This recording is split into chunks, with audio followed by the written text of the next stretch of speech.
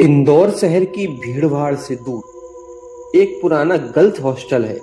आज वो खंडर बन गया, जैसे टूटी दीवारें, जंग लगे दरवाजे और खामोशी से भरा हुआ कॉरिडोर। दिन में तो यह एक साधारण इमारत लगती है, लेकिन जैसे ही रात होती है, यहाँ का माहौल बदल जाता है। कहते हैं आधी रात के बाद तीसरी मंजिल पर किसी के कदमों की आहट गूंजती है, धीरे धीरे, जैसे कि कोई किसी की खोज कर रहा हो। सबसे डरावनी बात यह है कि उस हॉस्टल में रहने वाली लड़कियां अक्सर एक ही बात बताती हैं। जो पहले उस हॉस्टल में रहती थी, वो लड़कियां सिर्फ एक ही बात बताती हैं। रात के सन्नाटे में कोई उनके नाम को पुकारता है। जब पहले हॉस्टल चालू था, तो वहां पे जो लड़कियां रहती थी, वो बताती हैं कि रात के सन्नाटे में उनका कोई नाम पुकारता था। आवाज इतनी साफ होती थी कि लगता है जैसे कोई बहुत करीब खड़ा हो और बुला रहा हो। लेकिन जब भी मुड़कर देखती, तो वहां कोई भी नहीं रहता, सिर्फ अंधेरा रहता था। कई बार कमरों के दरवाजे अपने आप खुल जाते थे, खिड़कियां बिना हवा के हिलने लगती थी और आईनों में अजीब परछाइयां दिखती। कुछ लड़कियों ने दावा भी किया है कि उन्होंने अपने पीछे किसी को खड़ा देखा। लंबे बालों वाली एक लड़की, जिसका चेहरा कभी साफ नहीं दिखता। वह बस खड़ी रहती और धीरे धीरे मुस्कुराती रही। हॉस्टल के पुराने रिकॉर्ड में एक रहस्य छिपा है। सालों पहले एक लड़की ने तीसरी मंजिल के एक कमरे में अपनी जान दे दी थी।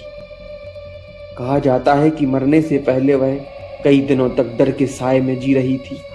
उसने अपने दोस्तों से कहा था कि कोई हर रात उसे बुलाता है और उसे अपने पास आने के लिए मजबूर करता है। उस घटना के बाद उस कमरे को बंद कर दिया गया। लेकिन अजीब बात यह है उस गर्ल्स हॉस्टल के कमरे की कि वहां आज भी रात के समय रोने की आवाजें आती। कुछ लोग कहते हैं कि वह लड़की अब भी वहीं फंसी हुई है।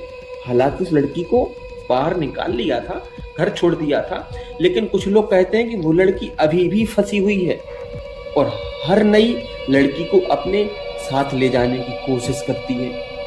कई बार सुबह हॉस्टल के कॉरिडोर में अजीब निशान मिलते थे। जो वहां पर लड़कियां रहती हैं, उनके उससे पूछने पर बताया गया कि कई बार हॉस्टल के कॉरिडोर में अजीब निशान मिलते थे, जैसे किसी दीवारों पर नाखून घसीटे हों, और कभी कभी आईनों पर खुद ब खुद कुछ शब्द उभर के आते थे।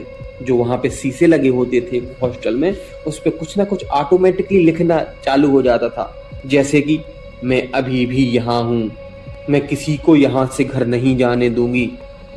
सबसे खौफनाक बात तब होती है जब कोई उस आवाज का पीछा करता है, क्योंकि जो भी उस आवाज के पीछे गया वह कभी वापस नहीं आया। उनके कमरे खाली ही मिलते थे, सामान वहीं पड़ा होता है, लेकिन वो लड़कियां गायब रहती थी।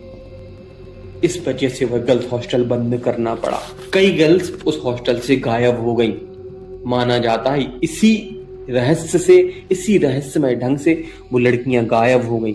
जिस लड़की ने उस आवाज का पीछा किया, वो लड़की गायब ही हो गई। वो कभी वापस लौट के नहीं आई, क्योंकि एक बार आपने जवाब दे दिया, एक बार उस आवाज के पीछे कोई लड़की गई, तो शायद अगली सुबह कोई और आपकी कहानी सुन रहा होगा।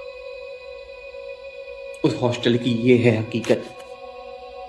तीसरी मंजिल का वो मनहूस कमरा ही उस हॉस्टल को बंद करने की वजह बना। उस हॉस्टल में विचित्र घटनाएं घटने लगी। लड़कियों ने एडमिशन लेना बंद कर दिया। ये सब सुनकर, ये सब देखकर, ये सब घटनाएं होने लगी। लड़कियों ने एडमिशन लेना बंद कर दिया और एटलीस्ट उस हॉस्टल को बंद ही करना पड़ा। मैं उस हॉस्टल का नाम तो नहीं बताऊंगा, लेकिन जब आप लोग देखेंगे, गूगल करेंगे, तो उस हॉस्टल का नाम आप लोगों को समझ में आ जाएगा। और जो भी इंदौर में रहता होगा, वो इस वीडियो को देखेगा तो वो खुद समझ जाएगा कि वह हॉस्टल कौन सी है। तो ये थी उस हॉस्टल की भूतिया होने की वजह। वो लड़की ने जान दे दी थी और वही उस वहां पे सबको बुलाती थी। और एक बार जो उस लड़की के आवाज के पीछे चला जाता, उस कमरे में चला जाता, वो कभी लौट के नहीं आता। और कई लड़कियों की रहस्यमय तरीके से गायब हो गई और कभी उन लड़कियों का पता भी नहीं चला कि आखिर वो लड़कियां कहाँ गई, जिस कारण से हॉस्टल को बंद करना पड़ा। आज से 25 साल पुरानी बात है।